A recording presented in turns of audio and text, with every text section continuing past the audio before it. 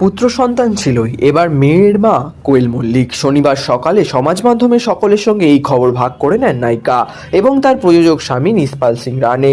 বড়দিনের আগেই বড় খবর, স্বাভাবিকভাবে খুশির জোয়ার রানে মল্লিক পরিবারে।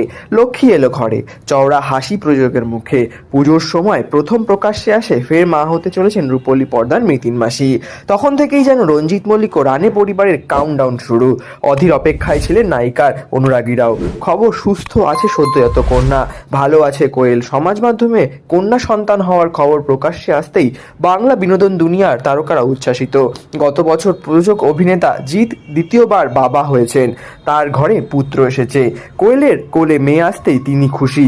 নিসপাল কোয়েল ভাগ করে নেওয়া পোস্টে শুভেচ্ছা জানিয়েছেন তার অধিকাংশ ছবি হিট নায়িকার সঙ্গে।